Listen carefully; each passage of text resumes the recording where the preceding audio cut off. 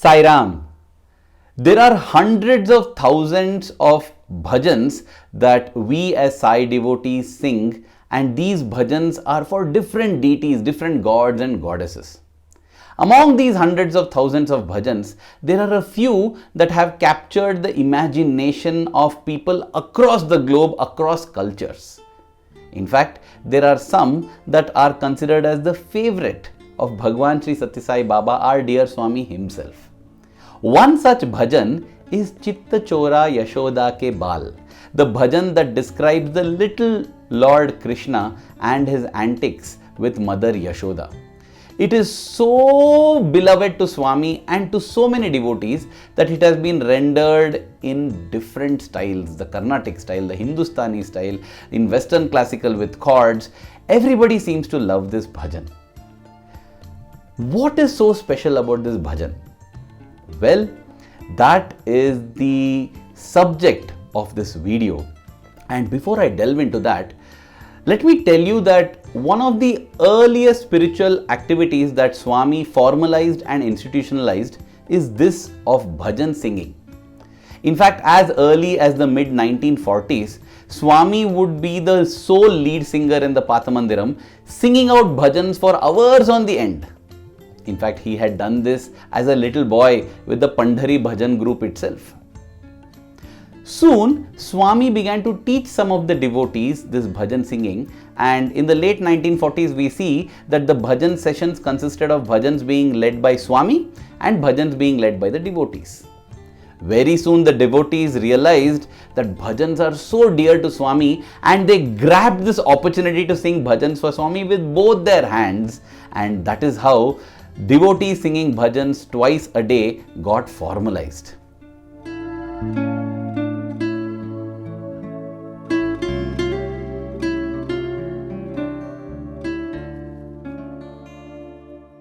Once Swami started his educational institutions, this privilege, this honor, this opportunity to sing bhajans formally for him became almost the exclusive rights of these students. And yet, in those years, there were a few devotees who had the blessed chance to sing bhajans regularly, whether it is Kodaikanal, Brindavan or Prashantinilayam, along with the students. One such devotee is Shri Krishnadas Eradi. His name itself says it all, Krishnadas. Who is a Krishnadasa? Well, to know more about that, there is this beautiful story in the link above that you can visit and understand the significance of the name Krishnadasa itself. The reason why Shri Eradi was given this name Krishnadas is because he was literally the dasa or servant of Krishna. He loved Lord Krishna so much, and right from his childhood, he has been singing bhajans in Krishna temples in Kerala, which is his home state.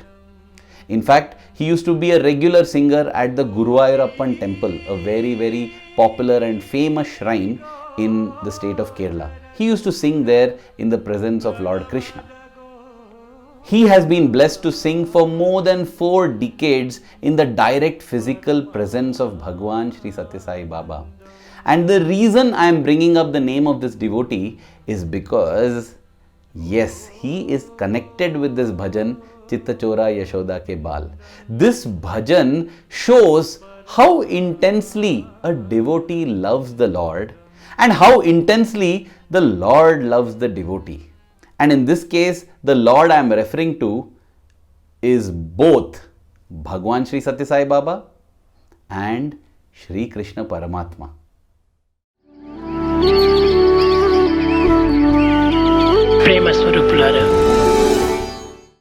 Shri Krishnadas Eradi comes from a very spiritual family. In fact, his father would conduct regular satsangs and spiritual discussions at their home in Kerala, where many erudite scholars, many kirtankars, many bhajan singers would all be invited, and everybody would participate in the satsang, including his 3 sons, the Eradi brothers. That included Shri Krishnadas Eradi. They would sing for hours on the end, and they derived a lot of joy in singing about Krishna, speaking about Krishna, listening about Krishna, and so on.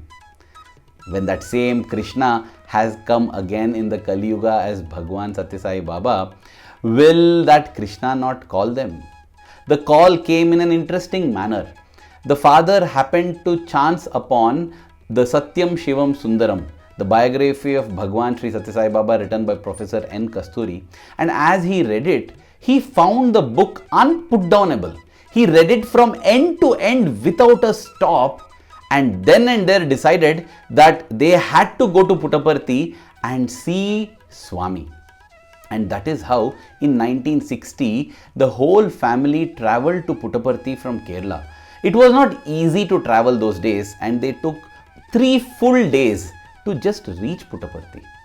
And when they reached there were hardly any crowds, and Swami was very accessible. Swami was giving darshans, there were bhajan sessions, there were interviews, and life was very hard in the ashram. There were not many facilities. They would sit for darshan on the sands, and the same sands would also double up as their lodgings and accommodation. Later on they would cook there, and that is the reason they did not stay for more than 2 or 3 days. They had to return to Kerala with the resolve that they will come back again better equipped. However, Shri Krishnadas, he was not so convinced about all this. His heart was pledged to Krishna, and he could not see how could this person wearing an orange robe, so short in stature, so different looking, be God. He was not ready to accept Swami as God even in his wildest dreams. But what to do? His father seemed to have taken a liking, and his father had decided, and he just followed in his father's footsteps. During the second visit to Puttaparthi, Shri Krishnadas Eradi was quite a bit bothered that he is sitting and spending time with this God, whereas he is ignoring his own Krishna. And that is when he got this thought. See, if Swami is divinity, let him show to me that he is Krishna. Because if he is Krishna, then I will be very, very happy to accept him and place my faith and trust in him.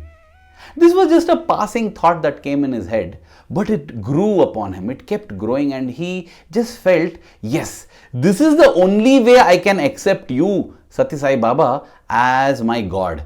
That is, if you show yourself as Krishna, because Krishna is my God. So you see, this stray thought that had come grew into a kind of a strong resolve and a strong longing and yearning. He wanted to see Swami as Krishna to accept him. Otherwise, he just felt, this is enough. I will no longer do this anymore. One of those days, it was the morning bhajan time. You see, Swami would come out for darshan at 7 in the morning, and then he would take in devotees for the interviews, and there would be multiple rounds of interviews almost till 11 a.m. At 11 a.m. bhajans would begin and go on till 12 for 1 hour. Very few singers were there. Raja Reddy Garu, Mohan Rao Garu, these were the people who used to sing. In fact, there are a couple of videos prepared on the beautiful story of Shri Mohan Rao. You should watch that and enjoy it also. It is present at this link above. So, Shri Krishnadas Eradi was seated there for the bhajans, and the bhajans began. And as the bhajans progressed, he kept looking at Swami, who had come and was seated on the throne right in front. He was wondering, is this my Krishna? How can this be Krishna? How can he prove to me that he is God? Even as he was thinking like this, something happened. He saw that Swami's skin color began to fade and change. From a dark brown that it was, it started becoming a dark blue. Not just the color of his skin, his eyes too changed in shape. His thick black curls, beautiful curls of hair began to morph and change into long curls of hair that were dropping from his head. And there was that peacock feather. And within moments, Shri Krishnadas Eradi realized that he is not looking at Bhagawan Shri Sathya Sai Baba, but at Bhagawan Shri Krishna. The thrill of that darshan was so immense. His eyes were fixed on Krishna. He quickly turned around to the left or right to see if any others were also equally amazed like him. But no, they were all normal. Evidently, they were seeing just Bhagawan Sri Sathya Sai Baba. But when he looks at Swami, it is his dear Lord Krishna. And his hands automatically came up in prostration. His eyes closed in reverence and prayers emanated from his heart. Gratitude oozing. And he was telling, "Oh Lord, my Lord Krishna, you have given me darshan here." And then when he opened his eyes, it was no longer his Krishna. It was Swami again. But in his heart, he was now convinced beyond doubt that Bhagawan Sri Sathya Sai Baba is his Shri Krishna come again. And he had won his heart, his body, his mind and soul forever. As I said, Shri Krishnadas Eradi used to sing bhajans for Lord Krishna even in the Guruvayur temple and many other temples. One bhajan that he used to sing is this, Chitta Chora Yashoda ke Bal. And it was dear to his heart. And that is why in 1963, when Swami visited Palakkad or Palghat as it is called, for the first time ever in the physical presence of Bhagawan Sri Sathya Sai Baba, this bhajan Chitta Chora Yashoda ke Bal was sung. It was sung by Shri Krishnadas Eradi along with his brothers. Such was the impact of the bhajan that Swami, who was seated on the chair there, was beaming smiles. It was evident that he was so happy. After that bhajan, he got up from the chair and came to these three brothers, and then he told them how wonderfully they had sung. He almost embraced and hugged them. And then he said, "Can you sing it again?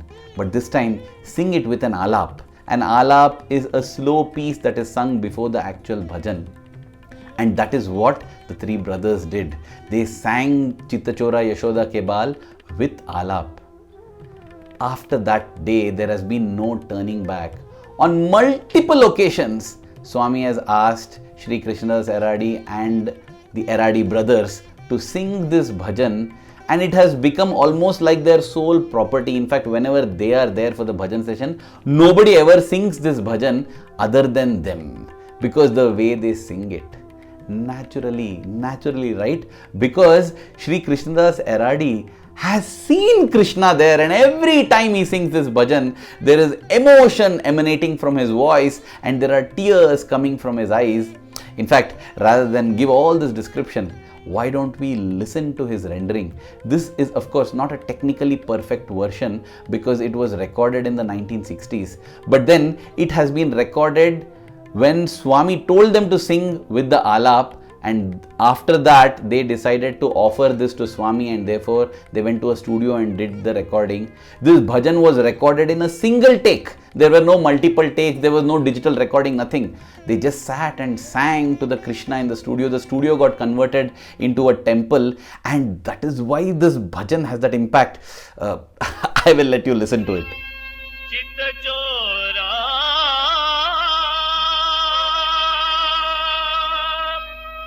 Yashoda ke Bal,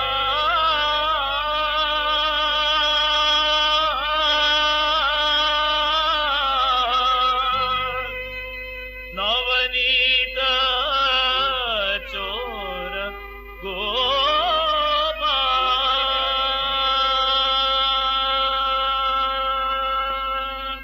Gopal,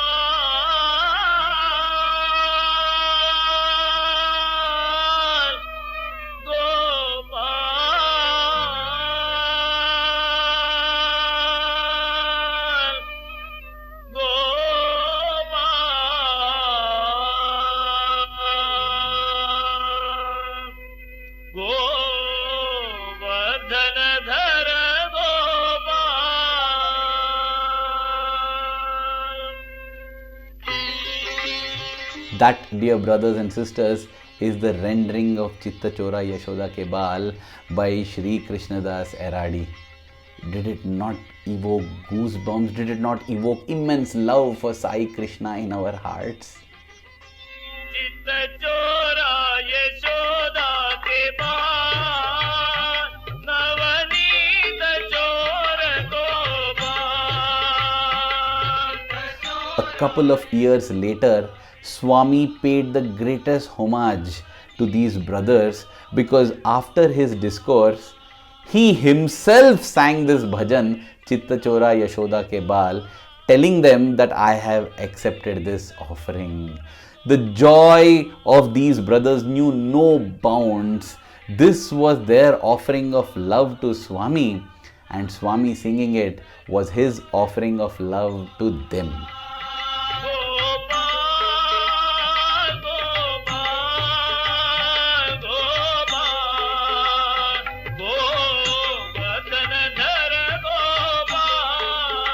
And that is the story of Chitta Chora Yashoda ke Bal, a story of the devotees' yearning and love for God, and of God's love and yearning for the devotee.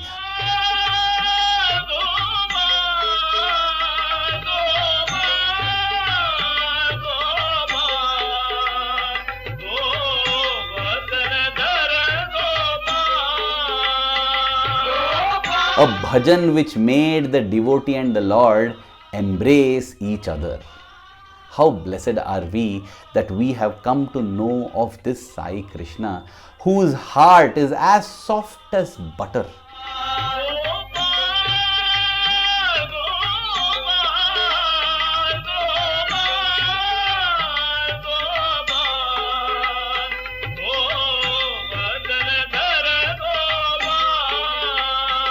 That is the meaning, Swami would say. Chitta Chora. Chora means thief. What is he the thief of? Thief of Chitta, the heart, the pure heart. That butter represents the soft and pure heart which melts with the slightest warmth. That is what the Lord is seeking. And even as we celebrate Lord Krishna, as we celebrate Bhagawan Shri Sathya Sai Baba, let us make our hearts soft with purity and love, so that it becomes the butter which the Lord comes searching to steal. May the love that we have for the Lord in our hearts keep growing stronger every passing moment. Thank you. Jai Sai Ram.